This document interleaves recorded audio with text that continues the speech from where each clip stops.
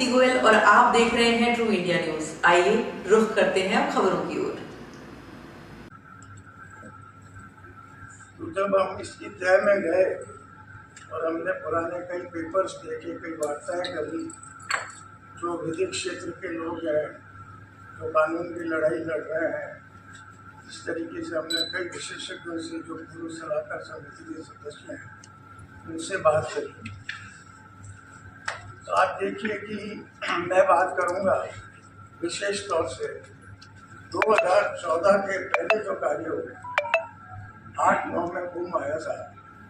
2008-9 में जो बूम आया, उससे लेके 2014 तक क्या कार्य हुए, और 2014 के बाद अंतिम 10 वर्ष जो अभी हमारे साथ है, अभी 10वां साल चल रहा है, इसमें क्या कार्य हुआ।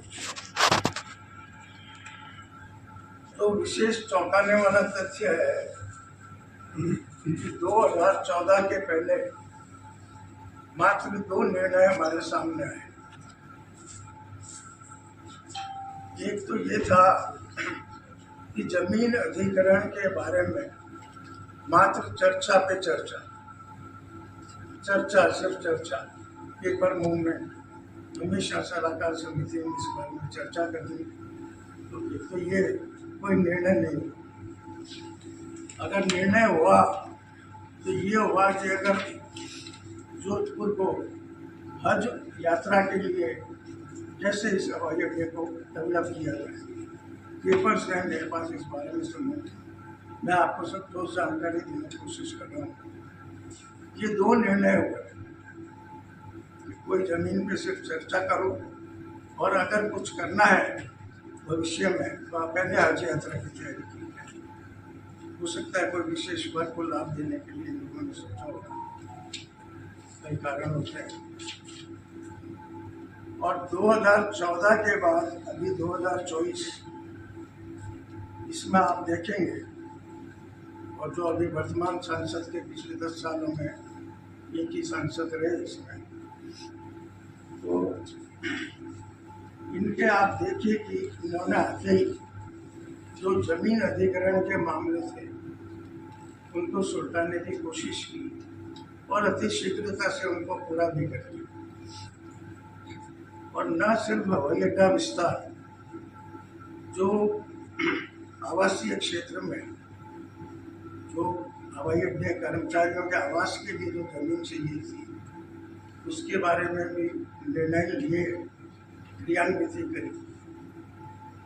और उसके बाद जमीन अधिग्रहण में एक मुद्दा और आया, वो था सुरक्षा कर्मचारियों। शुरू से डिमांड चल रही थी कि यहाँ 2 शिफ्ट में कार्य कराया जाए, क्योंकि उसके बिना फ्लाइट संचालन सुबह शाम, ये जो निर्णय इसका प्रभावित हो रहा था, तो सुरक्षा कर्मचारी इसके लिए डबल शिफ्ट में चाहिए थे। इसका ध्यान पहले कभी किसी ने कहे ही। तो CISF के अधिकारियों से बात करके 2 शिफ्ट में उनको कराने का उनकी डिमांड थी कि इसके लिए हमको जमीन आवंटित की जाए आवासीय क्षेत्र में, और उसके बाद हम इसको लगाने को जा रहे हैं। तो इस तरीके से जमीन की जो थी 3 स्टेजेस, हवाई अड्डा विस्तार, वहाँ के कर्मचारियों के लिए, और सुरक्षा कर्मचारी, ये सारे निर्णय हुए और क्रियान्वित हुई। उसके बाद आप देखिए कि जो वर्तमान में 3 पार्किंग है, उनकी जगह 9 पार्किंग की स्वीकृति यहाँ मिल चुकी है। तो आपको ऐसा लग रहा है कि भाई क्या काम हुआ है। मुझे ऐसा लगता है कि हमने वहाँ जाके देखा, जो विस्तार में अध्ययन भी किया, और वहाँ जाके हमने देखा कि बहुत ही प्रोग्रेस, बहुत स्पीडली प्रोग्रेस हो गई। जो निर्णय हुए, एक टर्मिनल भवन और बनाया गया है 2022 में। इस हवाई अड्डे विस्तार के लिए 350 करोड़ रुपये स्वीकृत हुए। तो आप ये देखें कि जो अभी अगर आप इसको देखें कि कितने यहाँ से प्रति वर्ष 4 लाख यात्रियों की अभी तक सेवाएं प्राप्त हवाई अड्डा उपयुक्त है और भविष्य में इसका 12 लाख यात्री प्रति वर्ष, ये सब स्वीकृतियाँ जारी हो चुकी हैं और 12 लाख यात्री इसका लाभ लेते हैं।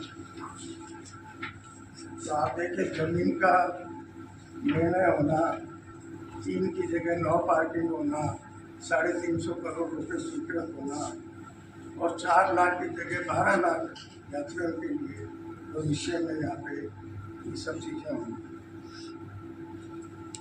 पहले यहाँ एक भी नई फ्लाइट सर्विस नहीं और 2022 में आते आते 17 फ्लाइट शुरू हुई। इसके अलावा कई निर्णय और विचाराधीन हैं। जहाँ आप देखेंगे कि जो एयरफील्ड लाइटिंग सिस्टम है और इंस्ट्रूमेंट लैंडिंग सिस्टम, अपन सुबह और शाम ये बात करते हैं कोई फ्लाइट चालू होनी चाहिए, उसके लिए सुरक्षा कर्मी के लिए होने की बात होगी। इंस्ट्रूमेंट लैंडिंग सिस्टम तो बहुत ही महंगा खर्चीला आइटम है, केंद्र सरकार ने उसको स्वीकृति दी है और उसके अलावा ये एयरफील्ड लाइटिंग सिस्टम ये सब स्वीकृत होकर लग चुके हैं और 2025 मार्च तक आते आते आप देखेंगे कि शनय 2025 कई काम रहेंगे, लेकिन उसके पहले शनय काम पूरे होते रहेंगे और सुविधाओं में निरंतर प्रगति आती है। ये मैं आपको बताना चाह रहा था कि जहाँ 2014 के पहले हज यात्रा की बात हो रही थी और अब आप देखें कितने निर्णय हो गए, कितने कार्य हो गए, ये सब बातें विशेष तौर से इस पे क्या कहना सर? जमीन मिली थी, जमीन अब मिली, अब जब डेवलपमेंट होगा तो इंटरनेशनल बनेगा, इंटरनेशनल के हिसाब से ही है। अगर आपने जो कहा है उसके लिए सॉरी सर, तुमने कोई एहसान नहीं किया यार, जनता का। सर, पिछले लोकसभा चुनाव में जमीन लेने पर तो प्रेस कॉन्फ्रेंस हो गई थी ये अपने चंद्रा इंपीरियल में हुई थी। सही सर, ये हो गई थी सर।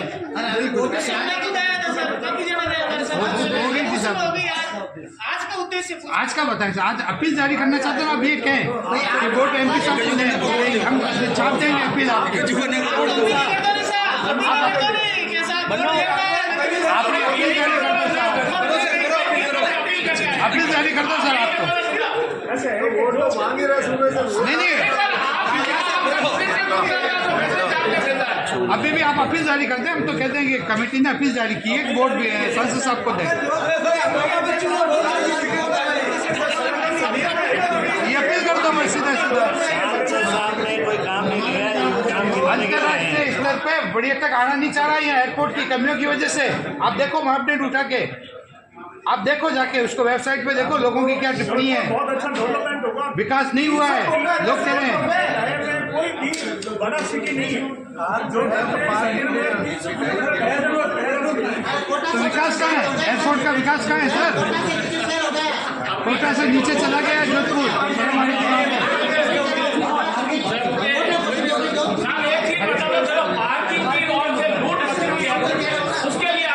छोटी छोटी बुनियादी सुविधाओं के लिए पर्यटक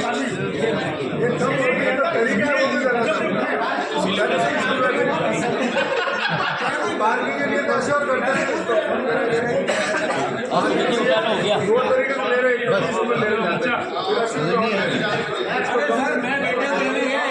ड्रॉप एंड ड्राइव उसमें थी, इनकी कार यूं घूम के यूं आएगी, 500 रुपए में ये है पैर। ये कौन सा तरीका है? जो पर्यटक आ रहे हैं उनसे बात करो, आप पूछो कितनी परेशानी हो रही है उनको सर। हकीकत बात ये है,